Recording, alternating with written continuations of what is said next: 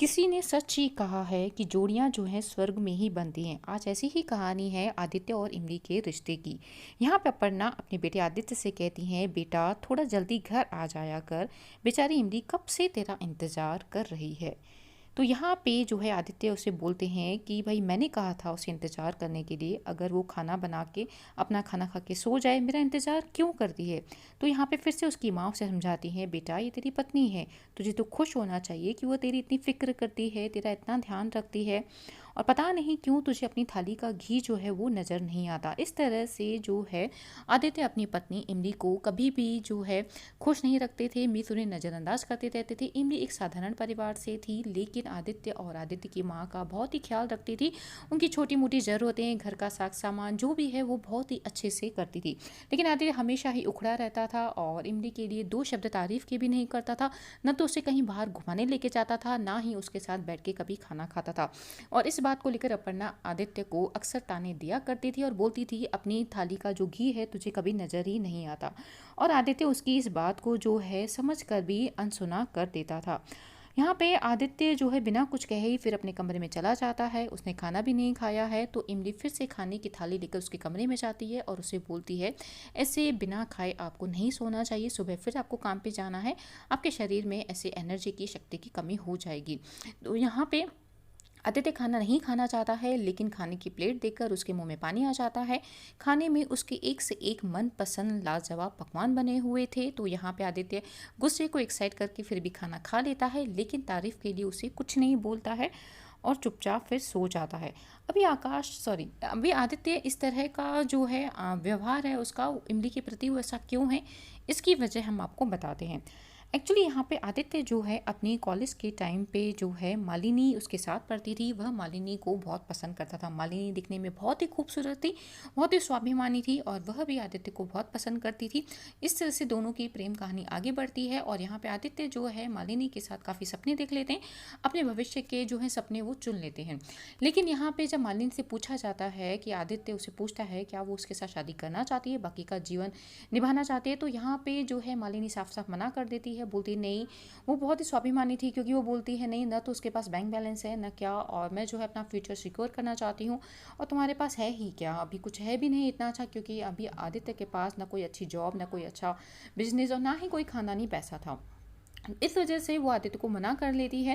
और यहाँ पे आदित्य और उसकी माँ जो है उसके घर पे जाते हैं उसके पिता को समझाने के लिए कि वो मालिनी को समझाएं और आदित्य हमेशा उसे खुश रखेगा। लेकिन यहाँ पे उसके पिता भी इस बात में उसका साथ नहीं देते हैं, बोलते हैं मालिनी की ज़िंदगी का सवाल है, मालिनी जो भी फैसला लेगी मैं उसके साथ हूँ। और मालिनी अंततः जो है शादी के लिए मना कर देती है, वो आदित्य के प्यार को ठुकरा देती है। तो इस तरह से लेकिन आदित्य का जो दिल है वो टूट जाता है। वो टूटे दिल के साथ कैसे जी रहा था, एक माँ को बहुत ही बुरा लगता है। मतलब अपर्णा नहीं देख पाती है कि आदित्य जो है उसका एकदम घुट घुट कर जी रहा है। तो ऐसे में उसने जो है अपनी सहेली की मदद से इमली, जो कि एक साधारण परिवार से होती है, गरीब परिवार से होती है, लेकिन सभी कामों में सकुशल होती है, संस्कारी होती है, और उसके आदित्य से शादी करा दी जाती है।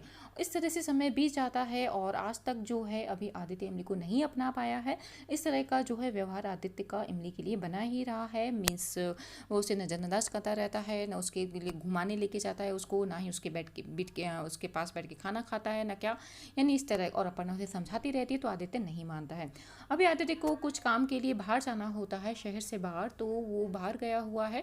और ये भी यहाँ पे जब उसकी मीटिंग वगैरह कुछ खत्म हो जाती है तो वह रोड पर ही है। अचानक वो शहर घूमने थोड़ा निकला है और अचानक उसको कानों में आवाज़ सुनाई देती है।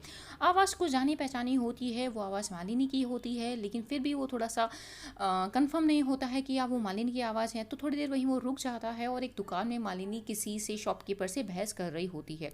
तो यहाँ पे जो है आदित्य थोड़ा देर रुक जाता है, उसकी तरफ देखता है, सोचता है क्या ये मालिनी है, और वह दूर से उसको देखता है, बोलता है नहीं ये मालिनी कैसे हो सकती है, इतनी बदल गई है। क्योंकि मालिनी के जो खूबसूरती थी, सुंदरता थी, वो भी अब ढल चुकी थी। लेकिन जब मालिनी पलट जाती है तो उसे पूरा यकीन हो जाता है ये मालिनी है।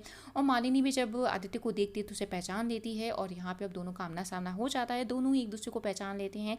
और अभी यहाँ पे बातें होती हैं। यहाँ पे मालिनी बोलती है, आदित्य तुम यहाँ, और आदित्य भी मालिनी से सेम सवाल पूछता है कि मालिनी तुम यहाँ और क्या हालत बना रखी है, ये वो, मैं तो तुम्हें पहचान ही नहीं पा रहा था, कॉलेज के दिनों में तो तुम कितनी खूबसूरत थी, ये वो। तो यहाँ पे मालिनी बोलती है छोड़ो ये सब, और चलो मेरा घर पास में ही है, मैं तुम्हें अपने घर लेके चलती हूँ, चाय नाश्ता करते हैं और ढेर सारी बातें करेंगे।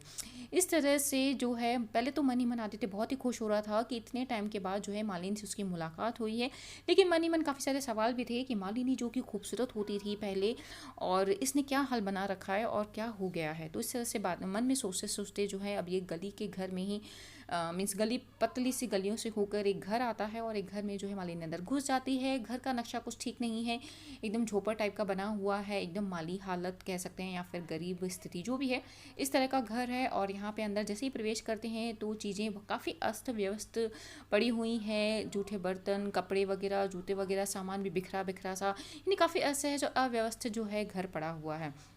अभी यहाँ पे वो आदित्य को फिर भी बिठाती है और बोलती है कि मैं चाय लेके आती हूँ।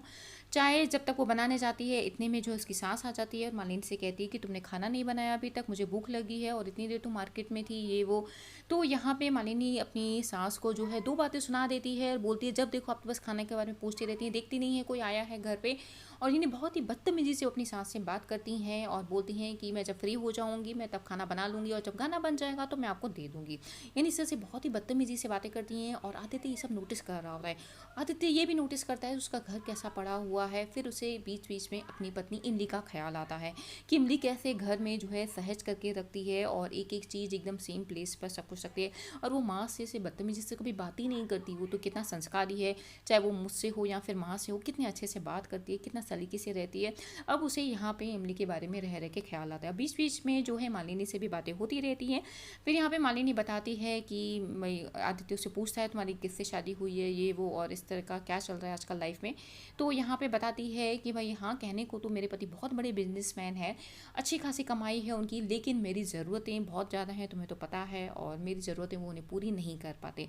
यानी इस तरह से वो अपने पति की, अपनी सास की, अपने घर की तमाम बुराइयाँ उसके सामने शेयर करती है। आदित्य को ये सब सुनने में बहुत ही अजीब लगता है, और रह रहकर उसे वापस अपनी इमली और अपनी माँ का ख्याल आता है कि कैसे उसकी माँ समझाती थी कि इमली तेरी पत्नी कितनी अच्छी तेरी फिक्र करती है, इस तरह से। अभी यहाँ पे जब मालिनी जो है चाय लेके आती है, कप में वो चाय भी का जो कप है वो एकदम गंदा होता है और चाय भी सलीके से नहीं बनी होती है। तो आदित्य एक घूंट पीता है, लेकिन फिर भी पूरी नहीं पी पाता है, उससे निगली नहीं जा रही है। उसे लगता है कि मैं ये चाय नहीं पी पाऊँगा, और फिर बातों ही बातों में फिर वो बहाना बनाता है और बोलता है मालिनी से, मालिनी मुझे बहुत ज़रूरी काम है और मैं तो यहाँ ऑफिस काम से आया था इस शहर में, और मैं जैसे ही फिर फ्री होता हूँ तो तुमसे मिलता हूँ प्लीज़, लेकिन अभी मुझे जाना है। तो जैसे तैसे करके जो है वहाँ से चला जाता है, और जाते जाते वो मालिनी से थैंक्स कहता है कि मालिनी अच्छा हुआ तुमने मुझसे जो है शादी के लिए मना कर दिया, अगर तुम मना नहीं करती तो मेरी ज़िंदगी में इमली जैसी पत्नी नहीं आती। इस तरह जब आदित्य मालिनी से कहता है कि अच्छा हुआ तुमने मुझे मना कर दिया शादी के लिए, अगर तुम मना नहीं करती तो मेरी ज़िंदगी में इमली जैसी पत्नी नहीं आती, तो ये सब मालिनी सुन के ठगी सी रह जाती है और आदित्य को जाता हुआ देखती है। आदित्य चला जाता है और रस्ते ही रस में इमली के बारे में बहुत कुछ सोचता है, और अब उसकी जो है उसके दिल में इमली के प्रति काफ़ी इज्जत बढ़ गई है और काफ़ी प्यार भी आ रहा है। तो वो वहाँ से शहर से, अब उसका काम भी ख़त्म हो गया मिस ऑफिस के जिस काम से आया था, तो वो लौटते समय एक अच्छी सी साड़ी और इमली के लिए बहुत सारे गिफ्ट लेकर वो वापस जाता है घर, और इमली को मीन्स अब पूरा वक्त अपना देने लगता है। और अपनी माँ की कही गई बात उसे समझ में आती है कि तुझे अपनी थाली का घी जो है दिखता नहीं है। उसे समझ में आता है कि खूबसूरती होना, बाहर की जो खूबसूरती होना वो मैटर नहीं करती है, वो मायने नहीं रखती है, बल्कि संस्कारी होना, गुणवान होना, और किसी से मीन्स अच्छे से बात करना, व्यवहार होना, एक घर को मीन्स अच्छे तरीके से चलाना, सलीके से चलाना, ये सब भी होना बहुत ज़रूरी है। तो इस तरह से फिर वो इमली के साथ बहुत ही खुशी खुशी रहता है, अपनी माँ की हर बात मानता है, और इमली का भी हर सारा कहा मानता है, उसे बाहर घुमाने लेके जाता है, नित्य नित्य उसके लिए गिफ्ट लेके आता है, और खाना भी वो लोग फिर साथ में खाते हैं। इस तरह से फिर वो इमली को अपनी जीवन संगिनी के रूप में पाकर बहुत बहुत ही खुश होता है, और खुशी खुशी उनकी लाइफ कट जाती है। और इस तरह से इमली भी अपने पति का प्यार पाकर बहुत खुश होती है, क्योंकि वो बहू तो बन चुकी थी लेकिन आदित्य के दिल में जो है जगह नहीं बना पाई थी, लेकिन अब जो है वो आदित्य के दिल में भी राज कर रही है। तो आज की कहानी ऐसी ही थी। सच कहते हैं लोग कि जोड़ियाँ जो हैं वाकई में स्वर्ग में ही बनती हैं। तो अभी के लिए इतना ही, शुक्रिया।